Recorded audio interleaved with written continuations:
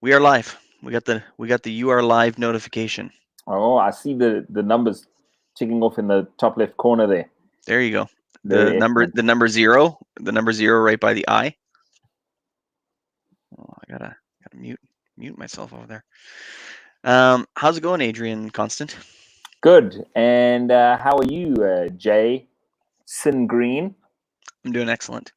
Um, we've been doing a podcast for over 3 years now, Mm-hmm. and we've decided to add Twitch to our kind of journey, to our repertoire. We're going to start as old men, starting to try to use Twitch.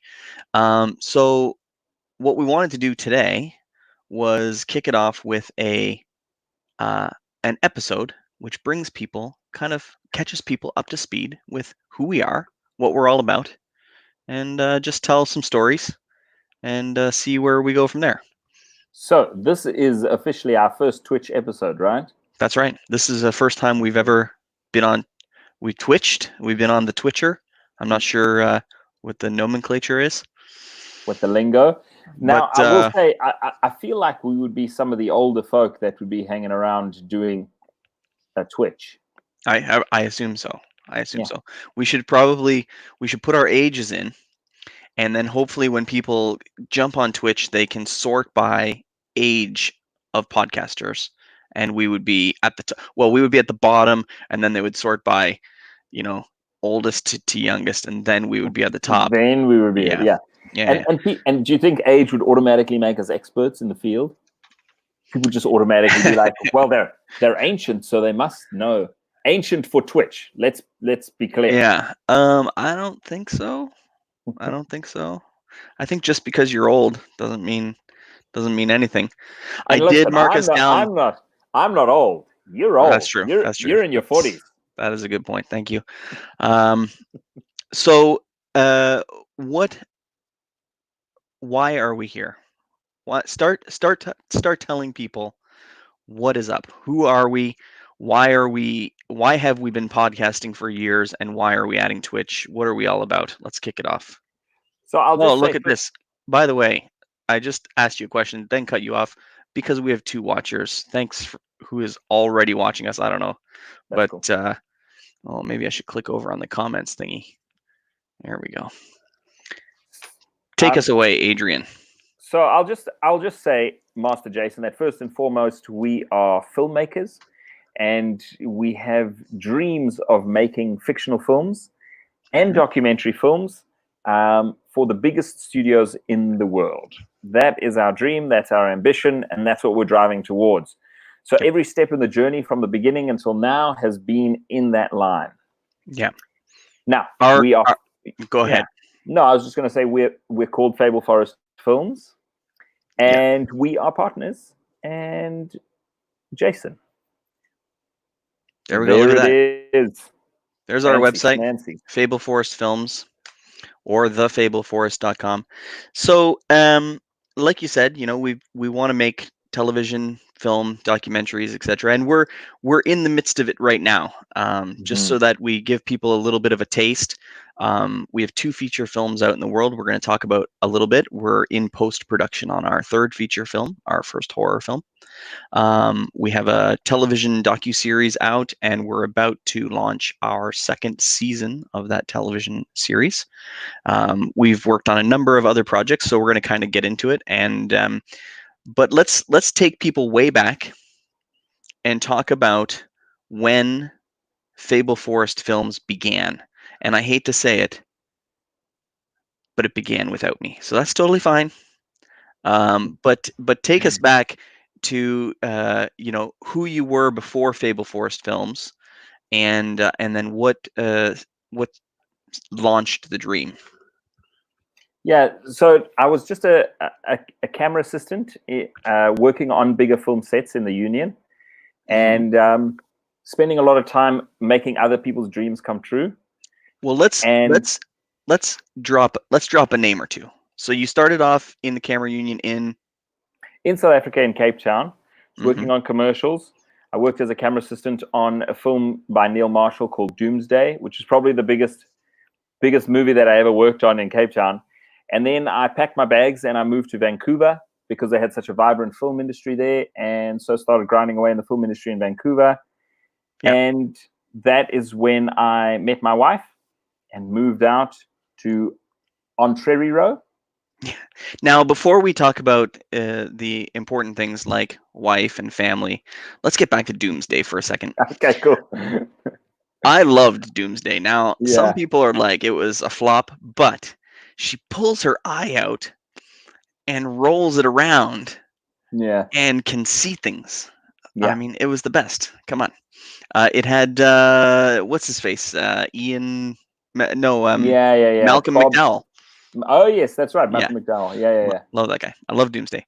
And Captain, so you moved... You moved from South Africa to Vancouver. What were some of the things that you worked on in Vancouver as a camera assist? MOWs mainly. So these are smaller movies that no one would know, you know, and smaller TV shows that would play on the Sci-Fi Network, and I mean a whole bunch of different things, but really nothing that anyone would know. You know what I mean? Because there's a whole huge industry of people that work on small movies where the movie costs $1 million, say for instance $1 million budget, and they have the distribution plan out, and the distribution plan will make back that $1 million so that everybody gets paid. Right. But it's never really, not the plan for the film is not to land in front of the eyes of the mass market. You know what I mean? It's like, okay, guys, we got DVD in Japan, we got DVD in China, and we got it's going to play on this channel, etc., etc. Yeah. But you never see it. Yeah. I was in last year. I got to be an extra in a Christmas movie that was shooting here in Waterloo called Grounded for Christmas, and it like literally played. I worked on those kinds of movies. Exactly. Did you? Yeah. It played for a bunch of days on like the Woman Network. I'm not sure if that's what it's called. I think it is called the Woman Network. And anyways, yeah. So I got to be a guy in an airport. Did you watch this? No, I because I don't have television. That's right. So it's not good for a filmmaker to not have television. But I mean, you don't have network. I have Netflix. I have Amazon Prime. I have the Disney Channel now. Oh, we bought the Disney Channel today. Nice. But it was on neither of those three networks. So so you're in Vancouver. You're working on a bunch of lower, smaller budget film sets. But when we talk about smaller budget, we're talking about much larger budgets than the budgets that we're working with today. 100%. Yeah. What were a couple of things that can you even remember some of the really cool things that you loved about being a camera assistant? Like what was it that kind of drew you to that? Yeah, in general, it's just fun working with a team, and you're just responsible for your camera, and you just have to make sure that everything that you're doing regarding your camera runs smoothly, and you just have a great time because you just, I don't know, it's like you're hanging out with your buddies all day, and you work really hard and you work really long, but you're hanging out with your buddies. So it's like, I think back to the times where I worked on set, and I loved those times. I absolutely loved them. There were some tough shows where you're working with someone who's a real douchebag, but like for the most part, it's a lot of fun. And the thing is, the tough thing is really that you kind of give your life to it. Like there's not really a lot of room. Like if you want to learn the guitar regularly, you know what I mean? Then generally you just can't fit them in because your schedule's always changing. Right. So your first feature film that you wrote and directed was called I Was a Greenhouse. The poster is right behind your head there. Other side. There you go. Totally wrong. Yeah. So when did you get the concept for I Was a Greenhouse, and did you write it while you were in Vancouver? You kind of talked about the fact that you were always making films for other people. You kind of wanted to branch out on your own. How did this all kind of come to be? Yeah, so I was on the set of I was on the set of a movie as a C camera assistant, and it was a big set, and I was just doing a day call. it was the comedy where the guy from The Office, Daryl, plays the devil. Shoot. Anyway. Oh, I know which one you're talking about. You're talking about the one where Elizabeth Hurley was the devil. No. That's with Brendan Fraser. With Brendan Fraser. No. I'm Daryl from The Office. Okay. Who works down in the. Anyway, doesn't matter. But I was standing there, and there were about 100 people running around like mad. And I just looked around at everyone, and I was like, everybody is running around here because of something that someone wrote on a piece of paper while they were in their dressing gown. Like, it just made me realize that really writers don't get a lot of the credit, but really that's where it starts. And that's where the power really is. And power in terms of being involved in the creative spirit. Yeah, starts on the page, so they say. Yeah, it totally does. So I started writing and shot a short film in Vancouver. And then just coming out to Ontario, I just never stopped writing. So I wrote a bunch of scripts that didn't go anywhere or didn't really resonate, didn't feel finished. And Greenhouse was just something that I finished. And I sent it to a bunch of people and like, make this movie. Mm-hmm. You should make this movie. I tried to get people to read the movie, but eventually I just made it myself. Now, when you came to Ontario, followed your lovely wife. Yeah. And so then did you immediately start to try to shoot Greenhouse when you first got here? No. I first to just sort of find my feet here in Ontario and figure out what I was going to do. But the moment that I realized that I was going to need to move away from working on bigger sets, because we live in Kitchener-Waterloo, which is an hour and a half away from Toronto. Now there's huge film industry in Toronto, but Kitchener-Waterloo, there's a lot of traffic between here and Toronto. And if you're working 16-hour days in the bigger film industry in Toronto, from where I am, it's just not the life I wanted. You know, it sounded like I did a day call on a set. I got caught in traffic driving in. I got caught in traffic driving out. And I just thought to myself, how am I supposed to do this every single day if we have a 3-month shoot? You know what I mean? Mm-hmm. So as soon as I knew that I was getting into small video, I knew that I was going to need to take out a bank loan, and I was going to need to buy equipment, and I was going to need to get the equipment I needed to shoot myself. And right. When I did that, when I knew that, then I knew I was going to make the movie myself. And just give us a quick, because we want to, we've been 13 minutes, and this is what we're doing today. Is, can you move your little your mouse? What we're doing today is we're kind of trying to recap for Twitch, and for everyone who's watching. We're going to stream it live to YouTube as well, but just what we've been doing. So what year did you start shooting Greenhouse? And just give us a quick, like, how long it took. Yeah. And tell us what it's about. How about that? Yeah. So Greenhouse, it's just about it's about a mystery man that comes into the lives of a family who's really struggling, and he has kind of this mystical, magical secret that is revealed through the film. So, and he basically is able to heal the family and heal himself through the process. It is a drama, and we sourced all local actors, and the whole process probably took about 2 years, and 2.5 years of pretty solid, like, trying to get it done stuff.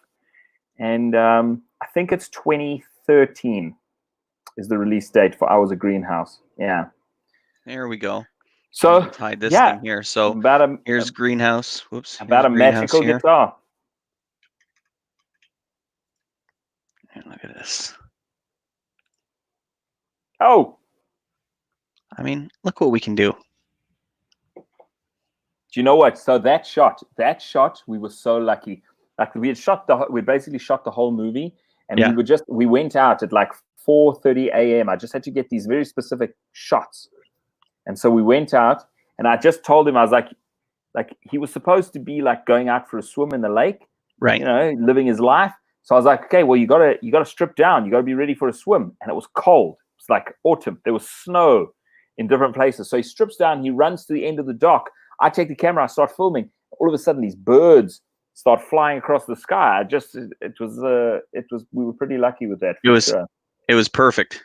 It was. It's just one of those magical things, Tanya was in Bickerman's Grove as well. Did you know that Tonya?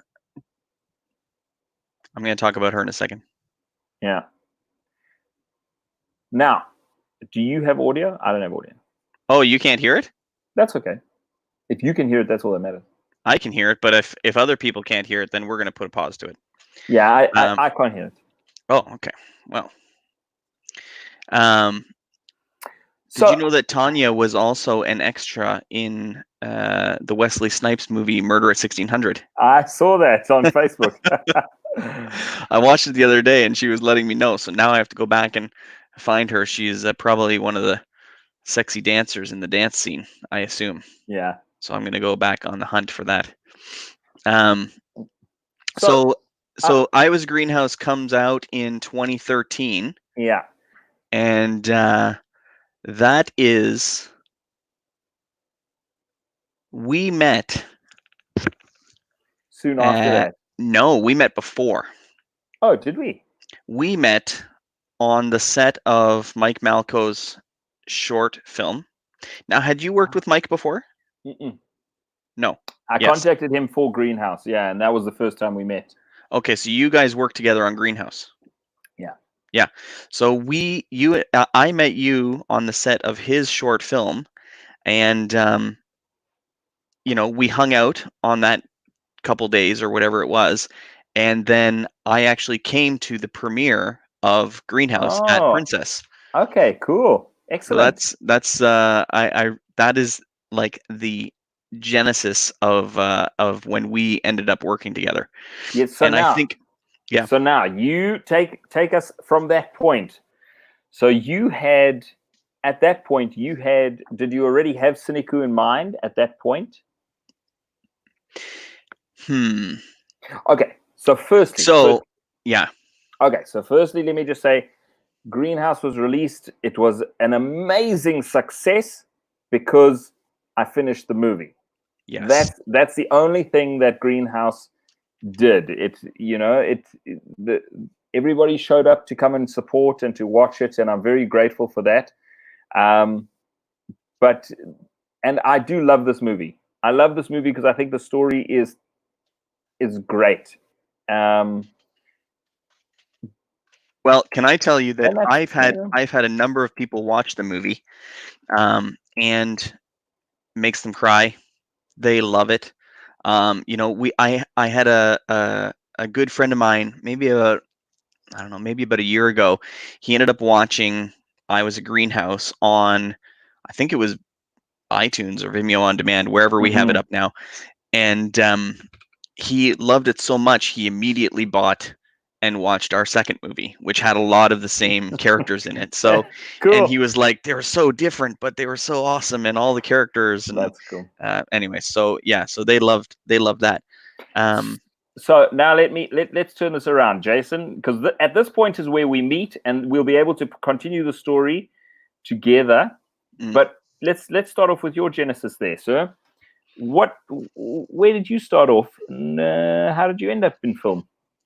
I think I ended up in film probably because of, well, let me just say that I've just always loved movies. So that's kind of my genesis. I've watched a zillion movies.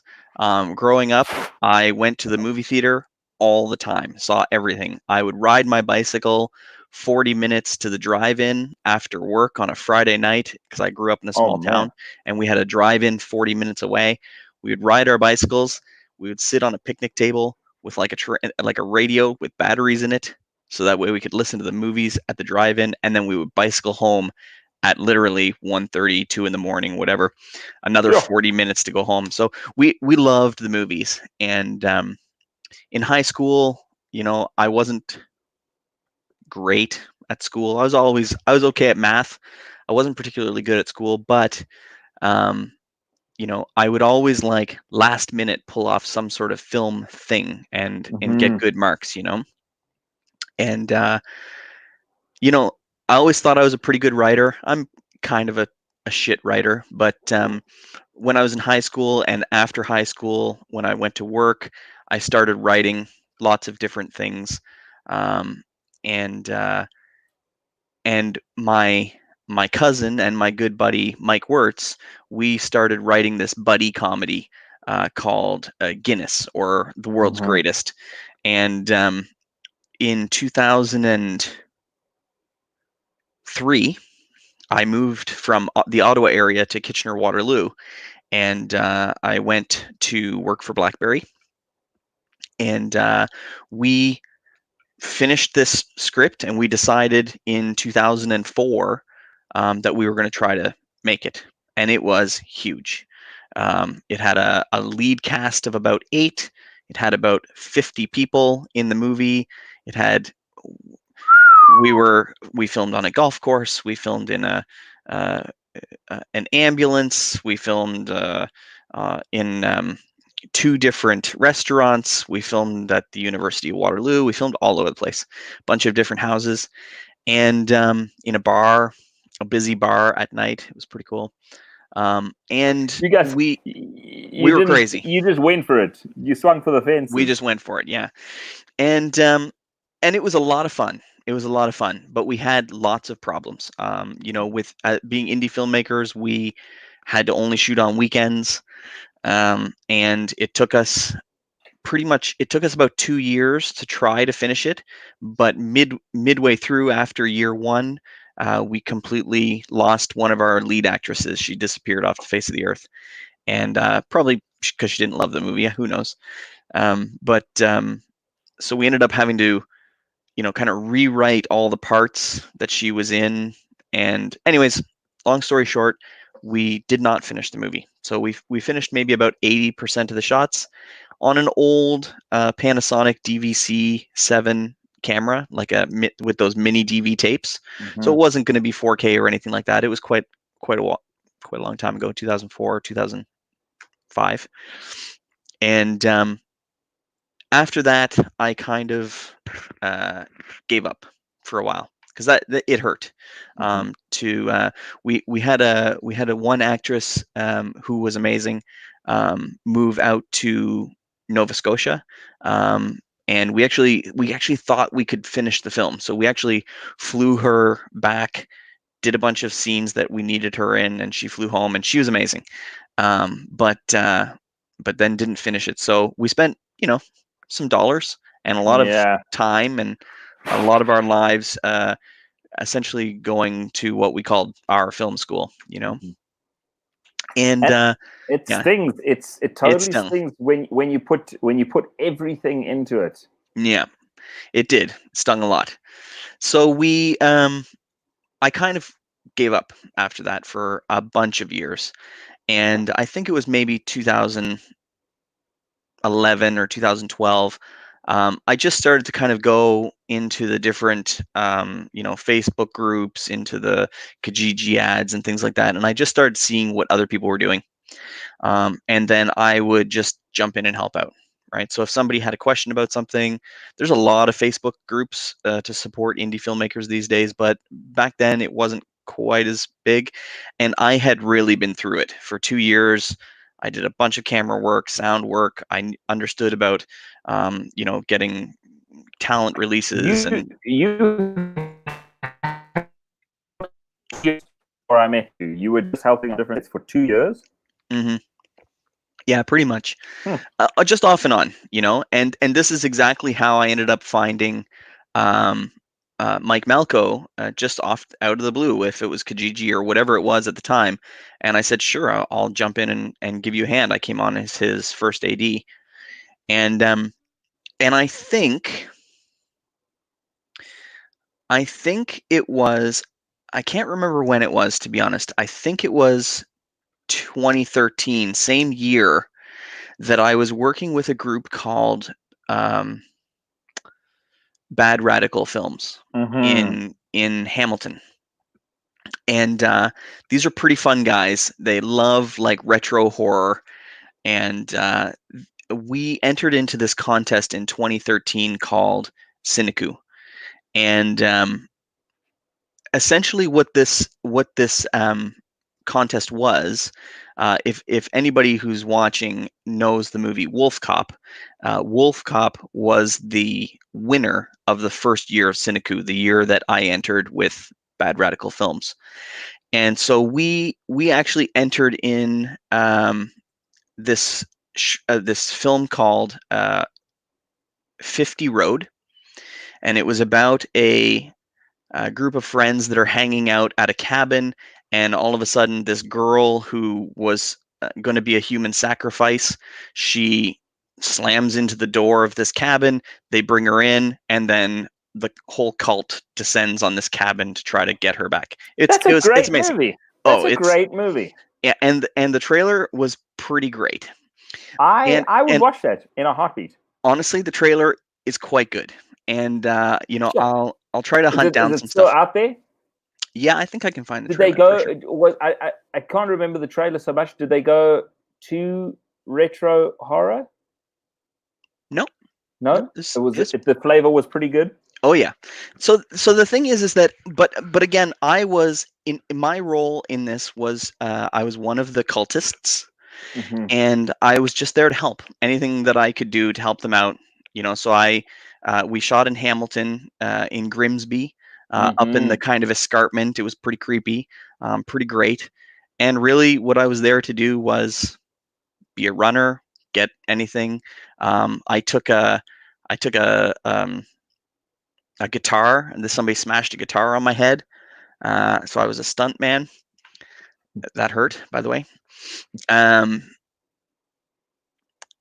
But mostly, I was just enjoying. Did they cut the guitar? We did, but let me tell you something. Even you cut a guitar. You cut a guitar. You think you're like, we're gonna saw it in half, and we're just gonna leave this much of the guitar, so that when you hit it, it's gonna break in half. It didn't break. It really hurt. Anyways, let me just see if I can find a cool photo. So this competition was the Cineku competition. That's right. So basically, what I was doing was I was watching the Cineku contest, really, right? And here's me. This is me as a cultist with. I still have that face mask with the bloody hand. Let me see. I don't know. Here's here was our model. Your lady lady that ran in. Yeah, that is escaping the cult. Who was in big trouble. Here's a good poster. This was this guy here gets the axe in the stomach. So this was his axe rig in the stomach there, some behind the scenes stuff. And cool. Here was the 50-year-old. It was pretty good. It was a lot of fun. That's cool. But like I say, what I was really doing was getting really invested with the Cineku contest, because the concept of it was awesome. You create a trailer for a fake movie. You jump through all of these kind of games and hoops and things like that, and you get a following to kind of follow you along. And then the winner of the contest, the idea was that they would get $1 million to make their movie, and they would get guaranteed distribution with Cineplex. So what I found was that you have to complete all of the missions. So what ended up happening to our group was we made this amazing trailer. Now I really don't know. I don't know the whole story, so it's not really for me to tell, I think. But and maybe someday we can get the guys on and talk about it. I don't know if they want to. That would be great, actually. But maybe a bit sore about that. Probably sore. But what happened was we didn't complete the missions, and so if you don't complete the missions, you don't carry on through the contest, which was frustrating, because I thought the movie was pretty cool, a pretty cool horror. So take that now to Mike and I were working together on this concept that we had. I was writing a TV series slash movie for one thing, and Mike had an idea for something else. And of course, we meet you at the short film, and I basically tell you during the life cycle of that short film, you had mentioned to me, you're about to start another film journey. And I can't remember what I said, but I think that I just said, I would love to be involved. I'd love to help out. And this was Bickerman's Grove. And I remember us sitting down and having a couple meetings about the script and just reading through some things. I think I even met Heather early on then. And then I remember just being like, yeah, I want to make Bickerman's Grove, and I'm going to take 2 weeks of vacation from work. And I know, that was incredible. That was amazing. And we're going to do this. And this was the first like full length feature that I felt like, apart from mine, because I always felt like mine was just, I was kind of like flying by the seat of my pants, and we were making it over the course of 2-year period and blah, blah, blah.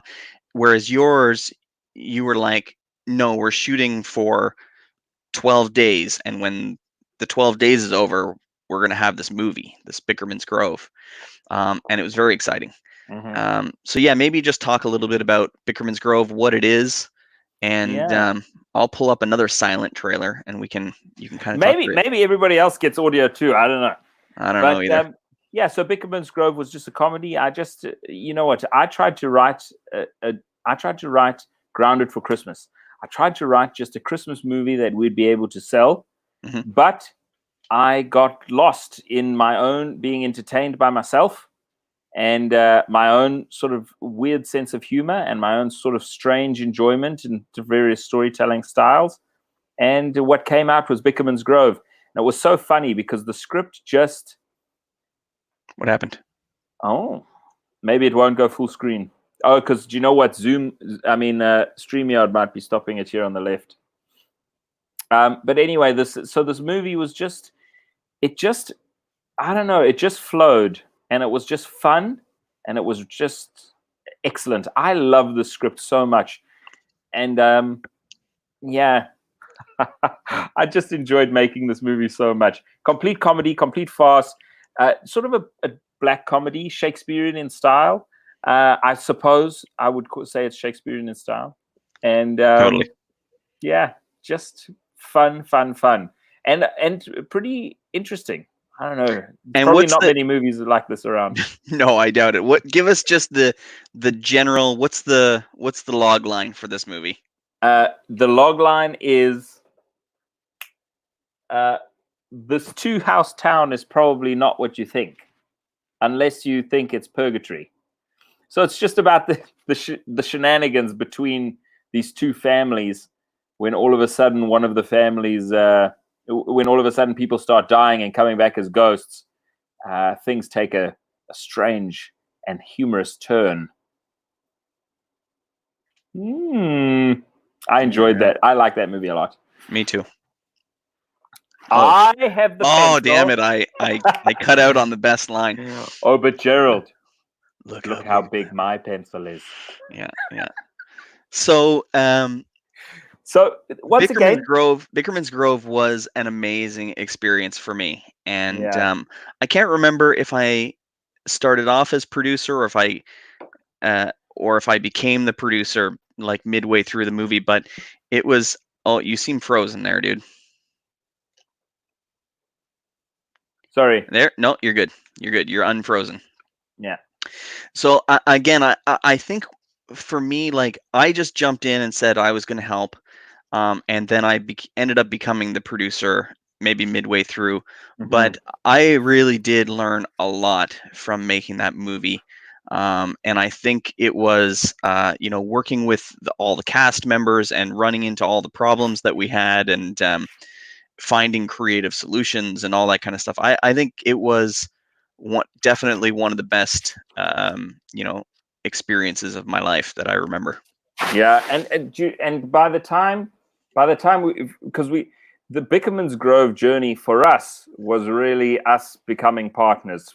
By the end, in the beginning, you were just helping out, but by the end, you were sitting with me at the edits, during the edits. You were sitting with me during color correction. Like, we had been through a lot, because between the beginning of shooting and the end of Bickerman's Grove, we in fact did The Postman.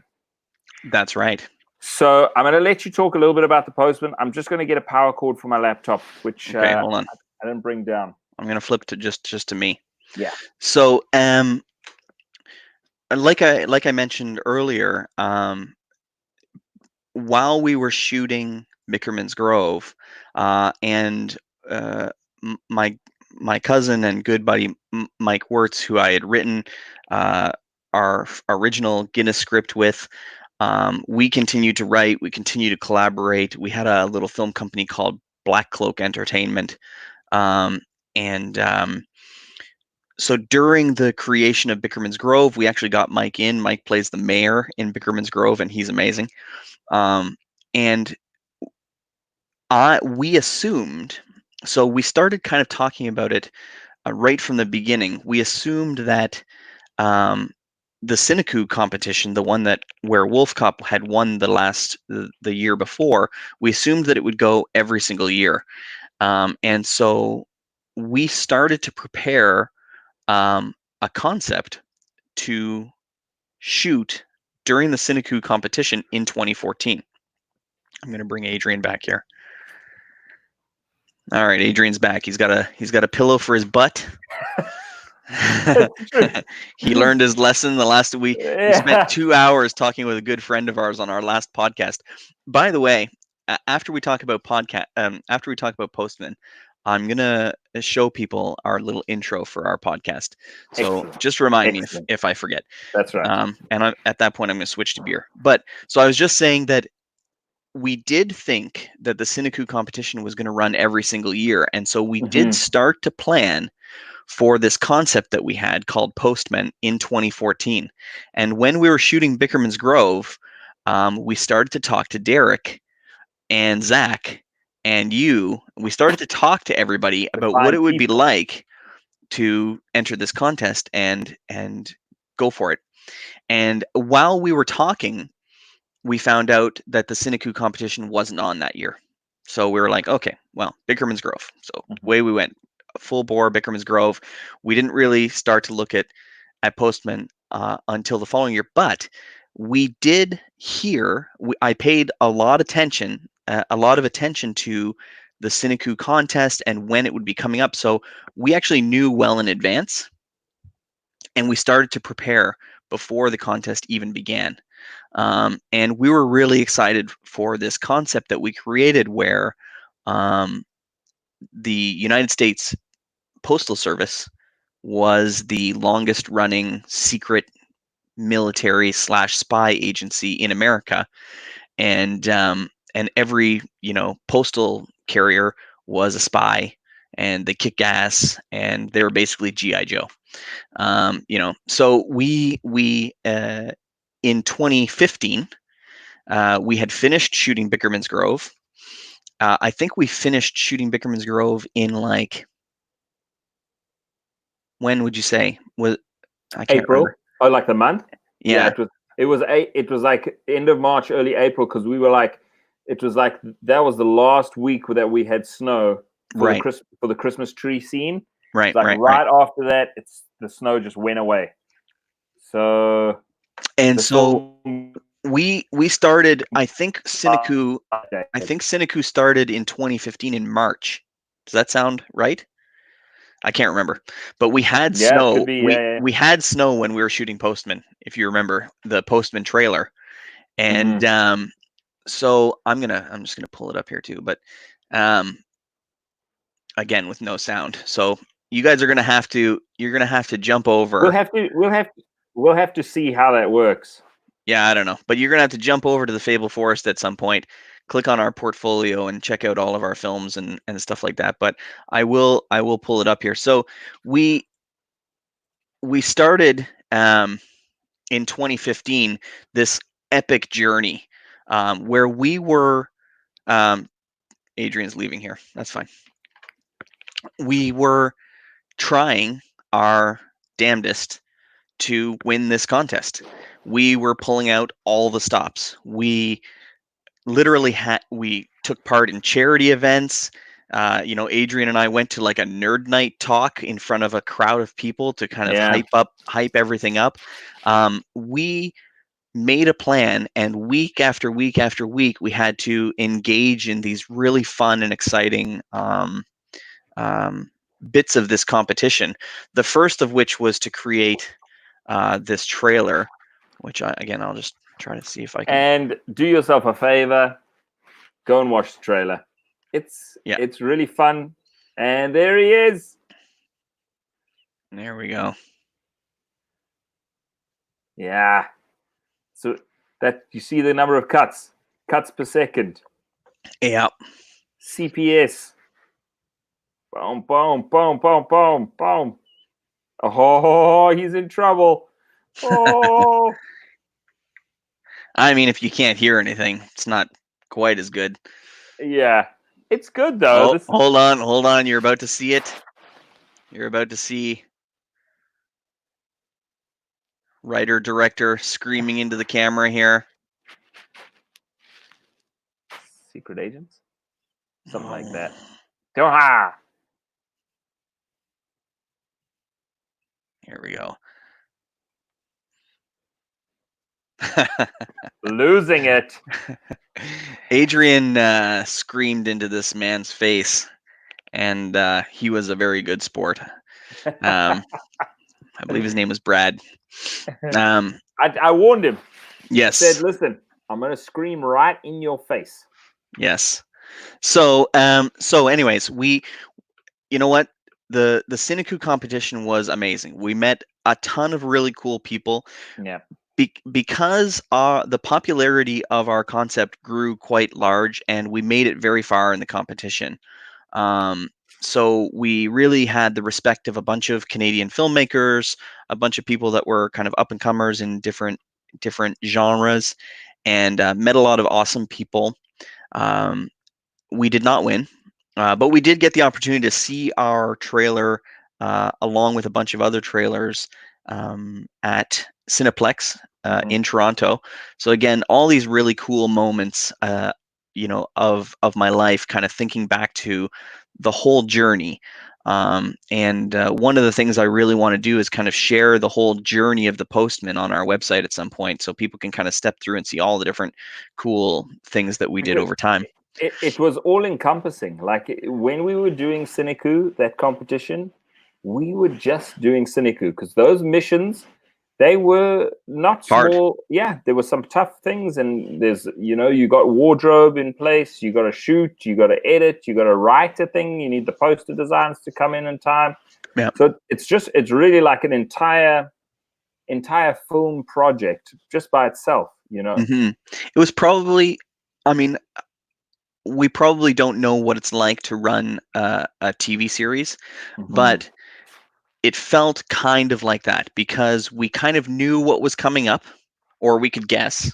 Yeah. And because I had watched the competition run a couple of years ago, I had really paid attention to what all the different missions were before. So we tried to anticipate what some of the needs might be. I remember one week we shot an entire thing assuming what it would be, and we went on vacation and then we were right. We assumed right, and so we had the completed mission or project that we needed to fulfill the needs or whatever. But anyway, so someday I want to show people everything because it was an incredible journey. But we didn't win the competition. That said, we were approached afterwards, and we did get our script optioned by some really cool production companies in Canada. I don't think it matters. We can probably tell, but it was a company named Reality Distortion Field. Yeah. In Vancouver, and they tried to pitch our show to a couple different TV stations, and it just wasn't the right time. So we still own the Postman, and we still think about what we could do to make it a lot. But then in 2015, we kind of moved on from that project. And I think it was 2015 or 2016 when we started the podcast. Does that? Yes. Because or maybe it was 2017. Yeah. It's either 16 or 17. So 2016. I remember in it would 2016. Be 2017. In 2016, we started it in 2016, I think. But in 2016, we had the huge gala for Bickerman's Grove, and we released Bickerman's Grove, and we actually got into self-distribution. We tried that. So as part of our journey, we just keep trying new things. So one of the things we wanted to do was, how can we release Bickerman's Grove to the world so that people can see it? And so we worked with a content aggregator called Juice International out of Toronto. And that was a fun experience as well, because you're kind of working back and forth, making sure that the movies meet their quality standards, doing things like closed captioning, all that kind of stuff.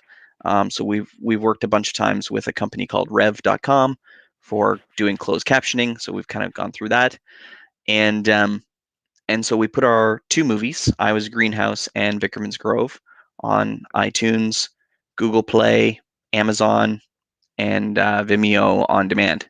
So that was a cool experience too. I think the gala that we had, where we sold tickets, and we had a huge fun event. Maybe you can talk about that a little bit, but that actually paid for us to be able to put Bickerman's Grove online, and so we're trying to, everything we try to do, we try to make a little bit of money, spend a little bit of money. We're probably still in more of the spending the money than the making of the money. But I don't know. Do you want to talk a little bit about the gala and how that felt? Well, it was just a huge event. A lot of people came to the event. We had music, and in retrospect, when we look back, people were like, "Listen, we just wanted to watch the movie," and then you have this musicians playing it before the thing, and then you have a short film or 2 at the front, and then we get to the movie, and we already want to go home. Listen, people were dressed up. Yeah. They were getting their pictures taken. Yeah. They were drinking a lot of wine. Totally a lot of wine. My wife got really mad. She was like, "How can you run out of wine?" Anyway. It was a fabulous experience. Really, Bickerman's Grove, that will sit in my mind as a wonderful one-day event. Just the one day. It was one day. We did it twice. We did twice in one day. Yeah. So that was lovely. Now this brings us to more recent times, because after Bickerman's Grove, a couple things happened. Well, let's talk about the podcast quickly. Okay, the podcast quickly. So we launched this podcast to basically start documenting our journey, and we called it First Frames First. And we, again, I can't remember when we started exactly, but actually I should be able to pull it up. But we did it basically every 2 weeks. Every 2 weeks we would do a podcast, and really it was all about getting together, trying to keep ourselves semi-accountable, and mostly drinking beers and chatting. At the beginning, pretty much hanging out and drinking beers. I think our first podcast was maybe an hour and a half. I think our third podcast was 3 hours long. You just carried on shooting the shit. It was our first podcast was March the 15th, 2017. Did you catch that? You are. Yep. So 3 years ago. So we would bring on special guests.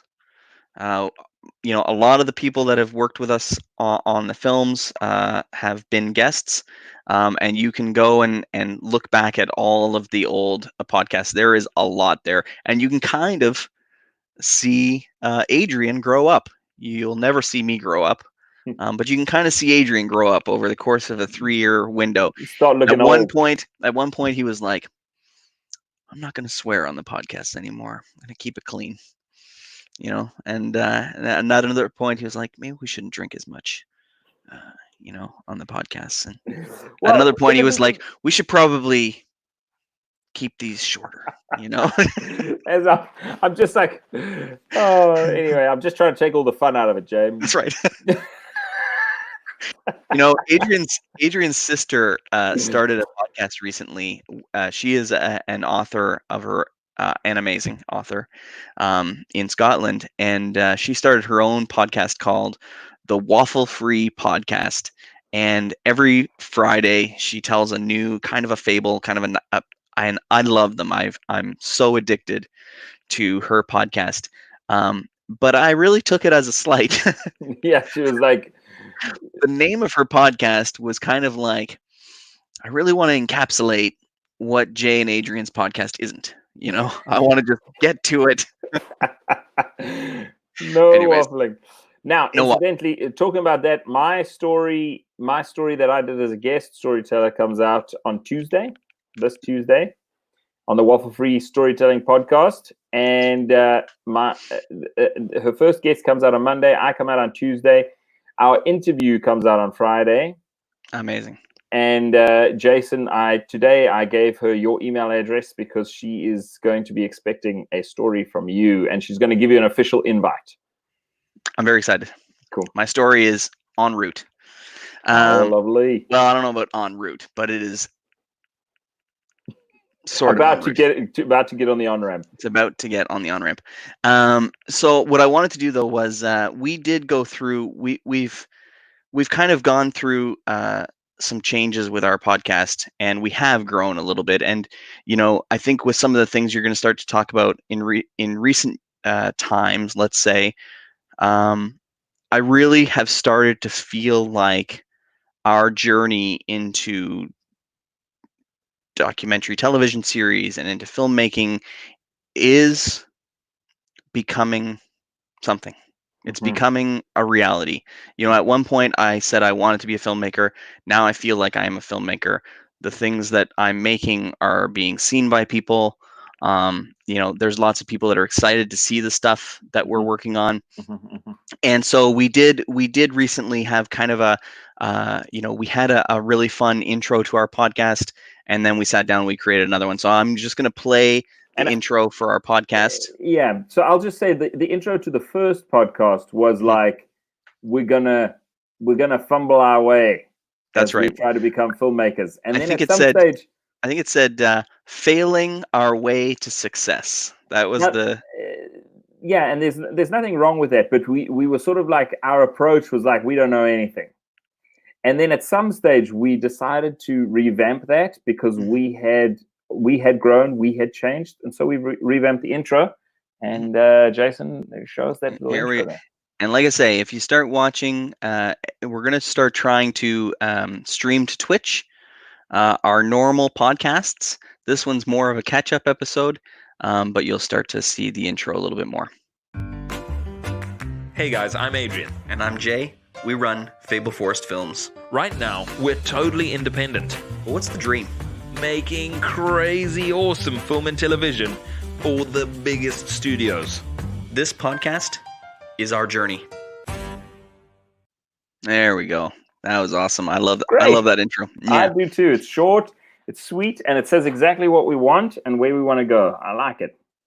So in I can't remember when it was, but what are we talking about next? Well, now we have two things that kind of happen simultaneously. I will say that for me, creatively, I fell into... You're lagging again there, bro. So I never stopped writing. I'm always cutting up. So I never stopped writing. I just carried on writing, but I could never seem to finish a script. And it's probably because after making 2 movies that don't get picked up for distribution and don't really go into the world and like knock people onto their backsides. I'm kind of my feelings are like the next movie I make has to do something, or maybe this is not for me, kind of thing. And so the pressure's mounting. It's just continued growing. You're just like, this has to be amazing. This has to be the greatest thing that's ever made, And so I think I was stopping myself from really being able to finish anything. So the decision was, we're going to make, like you and I spoke about it, and we were like, let's just make a movie in a house with human beings, and we'll just we just know the trajectory of the story and where each scene needs to go, and let's just make a movie. Mm-hmm. And so that was the birth of Shifted. So we were like, all right, let's do this. Let's pull the trigger and let's start shooting Shifted. Yeah, and the fun thing about Shifted was, we started to get a lot of people involved, and it was funny because we actually didn't know. Your microphone sucks there, bro. Sorry, bro. I think are you wearing a lav mic? No, I think it's on here. Oh, okay. I just must have You're moved. Scratching it. When we first started thinking about Shifted, we actually were brainstorming a comedy, like a funeral in a house, or So we were actually thinking about a bunch of different stories. We didn't care what the story was. Yeah. We were just saying, okay, here's what we're gonna do. This wintertime, to knock the dust off, and we're gonna just make a movie. What we're gonna do is we're gonna get a whole bunch of people, and we're gonna improv a whole movie. One interesting point was we did make a short film. So the fall before. Yeah, just to knock the rust off, so that we just like got back into making films, got back into being on a set, having actors, doing the whole thing. And that film is available on our website, My Huntsville Muse. And I will tell you that my family watched it, and one of my sisters was like, gave me goosebumps. It was so beautiful. Well, I will also say, for everybody that's watching right now, first of all, thanks for watching. Yeah. I hope you'll follow us. I don't know how Twitch works, but please follow us so you can get notified when we come back. But I'll tell you that later this week, we're actually having one of the actors, James McDougall, who is actually in a movie right now coming out, I think in a couple weeks, with Kevin James. Oh yes, that's right. Yeah, and Joel McHale. It's a movie called Becky, which looks really cool. So he was in our short film, and he's going to be on our podcast this week coming, and we'll hear all about whatever's going on with him. So follow along. Anyways, My Huntsville Muse, yes, it is available on our website as well, that you can go and check out. Shifted. We start right before shooting Shifted. Yes, because it's right before shooting. Same time. Yeah, almost. So we're gearing up, getting ready to pull the trigger on Shifted, and then we get notified that there's a large telecommunications company in Canada called Bell, and they would like to pitch. They would like people in our region to pitch them shows. Yes. Documentary series shows. So they're gonna come to our Kitchener City Hall. They're gonna give an information session, and then they want filmmakers from our region to come and pitch, because they say that they've got some funding from the Canadian Broadcasting Corporation, or CRTC, Canadian Radio and Television Council, and they've got some money to spend in our region. So I'm like, yeah, we have to go. You keep doing this thing. Keep doing this. You're rubbing your mic on your shirt. Okay. Yeah. I don't know how to. Is it driving you crazy? It's driving everyone crazy. Everyone is chatting. We can't see them, but they're chatting and they're saying, "Cut it out." How much they hate me. Yeah. Okay. Sorry, team. It's so. Anyways, so we go, and we had a number of pitch ideas. And it was really cool. We got an opportunity to sit down with some really cool guys from Bell, and gave them a bunch of our concept ideas, one of which they loved. They thought it was really cool, and they wanted us to start giving them more information, building it out. And at first, I think we called it KW Combat was the name of the show, but it was essentially a documentary series about the Muay Thai fight gyms in the Kitchener-Waterloo, kind of Cambridge, Guelph area. And that concept, I don't know how much you want to talk about it, but that concept became the Art of Eight Limbs, which is now one of our more successful properties, I would say. Yeah. So essentially, we had two things. So as soon as we were kind of talking to Bell and creating pitch packets and creating sort of like paper edits of what the show would look like for Bell while we were shooting Shifted. I think Is that right? So. I can't remember. Yeah, so we were shooting Shifted. We shot Shifted for about a full week, like 2 weekends and a week. I think that was basically, we shot as much as we could. Very grueling process, very difficult process, and we I think we finished this. I think we've, and again, keep in mind when we're talking about Shifted, we said all we're going to do, we're not going to write a full script. All we're going to do is we're going to come up with the scenes, the characters. We're going to just kind of generally figure out what they do and say. And then we're just going to put cameras in the room and we're going to wing it. Everything's going to be improv. Yeah. And so we actually brought all the cast together and they were like, we love it. We love this idea. Improv. Yes, we're 100% on board. And it was very difficult. It did not work out. We were writing every day. Adrian would write a bunch of scenes that we were going to shoot the next day and start. I think there was 8 or 9 versions of the script, and people would be like, which version of the script am I reading from? Where I'm not seeing these new things that you're. Yeah. So that was fun. It's just the thing that we realized instantaneously was really that improv acting is not just something that every actor has innately. They're able to do it. It takes time and it takes practice, and you need to take time and practice with the actors too. You can't just arrive on a cold set and expect them to give you what you need. So we left it. There was some leeway to do stuff, but we wrote the words that we needed to come out of their mouths also, and so we kind of tried to find that magical balancing act between those two. And so currently, right now, we are still making Shifted. That's right. We're in post-production right now. We have the majority of the movie shot. We probably have some pieces that we need to get and put together. We have some VFX work and things like that need to be put in place. But what a process. Again, just an unbelievable experience. I remember we had essentially Shifted is a story where there are monsters in the world and a group of people end up in a house together, and then people start being murdered inside the house. There's a killer in the house. So we have a murder mystery set inside of a monster movie.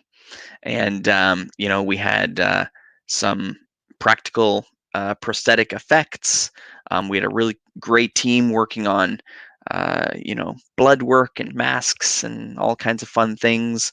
We had a professional stuntman come and help us with a couple of really cool stunts that we did in the movie, which were really cool.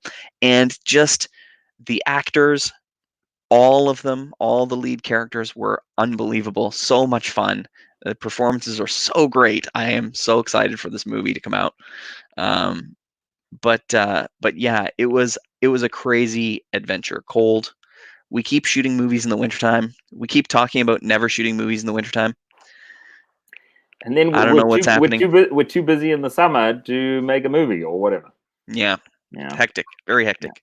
So talk a little bit more about Art of Eight Limbs a little bit. So I'll just say that so season 1. You froze. And we did not. They don't really tell us.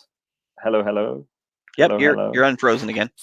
Yeah, so Bell doesn't really tell us how well the show does. The only information they did tell us was that it was one of the top 3 shows on the app, and so that for us was a really excellent thing. And they did get in touch with us again, and they said, "All right, team, let's do round 2. Let's do another season." So we were very excited, and we got in touch with the same gyms again, and some of the same fighters, and then you have to, if you're aiming for 5 episodes in the fight game, which we've learned a lot. If you're aiming for 5 episodes, you got to shoot 9, 10, 11 groups of people, because people get injured before the fights. These guys who are training to fight are training every day, and they're training as hard as they can, and they get injured, and then they can't fight. So if we're aiming for 5 episodes, we have to shoot a lot more footage just in case. And so this year, the season 2, we ended up with 8 episodes. Mm-hmm. So we were bound for 5 episodes, but we shot 8, and we have delivered 8. And so it's about to be released. I'd say probably within the next couple of weeks, Bell is going to release 8 Limbs season 2. Yes. So I feel like we're kind of up to date. I mean, yeah. I'm sure we could talk more and more about each project, but I feel like that brings us pretty much up to date. Are there any other projects that we've kind of, you know what, we've also done, again, we continue to try to build our social media brand. We continue to try to do our podcast on a regular basis. We did have a really fun time. We did last year. We did a writer's retreat. We went away and we actually wrote an entire another horror script. I'm not going to give the title. It's very exciting. But a couple people have read the script. I think it's a lot of fun. Still needs some work. But it could be the next thing we work on. It's hard to say. It's hard to say for sure, but it's a pretty great script. So I really love the writing process. I do enjoy writing a lot, even though I am rough at it and it takes me forever. I don't know. I don't know why you think that, but mostly because it takes me forever to finish anything. Yeah, that's why I'm a shit writer. You can't be a good writer and not finish things. Yeah. So yeah. I will just say about our writers' retreat, it was so fun. Like, we just went away for like 3 days, mm-hmm. and we just wrote a whole movie in 3 days. We just took beer and food and went away, and we just did it. It's funny. You know what I mean? It was great. You always hear about like Sylvester Stallone wrote Rocky in a week or whatever. You hear about professional writers that are like, oh yeah, and I had that script to do, and I just wrote it in a weekend or whatever. And I've always thought that's ridiculous. And it is ridiculous. And of course, it's not a fully polished script that we wrote, but we got a place that was far enough away that and the other fun thing that we did for this particular one was we didn't go into the writer's retreat with really any solid idea in mind. We took a very basic concept, and on the drive, we had a GoPro running almost the whole time. The whole weekend, we took 30-second photo snaps. You can see a time lapse of us like sitting on the couch and writing the movie out on cue cards and putting them on this huge table, and so we drove and really just flushed out the whole movie on the drive, and then 2 solid days of working it, and then writing all the scenes, and it was pretty hectic and crazy. And maybe someday people will see this movie. And I got to say that I'm really looking forward to the next time that we do a writer's retreat. It was just excellent. Yeah, it's fun to take something basic and smash it out. Some scripts that you're trying to write where you're trying to be subtle. You're trying to build a very complex story. You might not be able to do that quite as quickly, but anyways, a lot of fun. So I think we're pretty caught up. What I would suggest is, follow us, keep watching us when we do the podcast every week or every couple weeks. We're gonna try for Thursday nights at 8:30ish. Yeah, Thursdays 8:30. I'm looking at Adrian. This coming Thursday at 8:30, we're gonna have James McDougall, and you can look him up on IMDb to see all his cool stuff, or just come and watch the podcast and enjoy it. 100%. So, any final thoughts? Anything more that you want to? Yeah, all I'd say is I would just say that if there are any aspiring filmmakers, because we're along the road at a certain point, if we are behind you and you can offer us help, then please do that. If you are behind us and you would like to reach out, then do that too, because we want to talk. We want to hear what you're working on and what you're doing. Right. We like to update you guys with what we're doing because we want to build a following. We want you to like us, like what we do, and follow us along. But we also want to hear from you. If you have questions, or if you want to talk about something, or you want to show us something, we want to see all of that too, for sure. In my eyeballs. All right, guys. Well, that's it for Fable Forest Films for this week. We'll see you again on Thursday. Dream big. Work hard. Really hope you enjoyed the show. Wherever you watched or listened, please leave us a comment or a review. We really want to hear from you. Share the show with a friend. You know they'll love us. Head over to our website, thefableforest.com. There's all kinds of great stuff. Poke around. Check it out. See you all again in a couple weeks.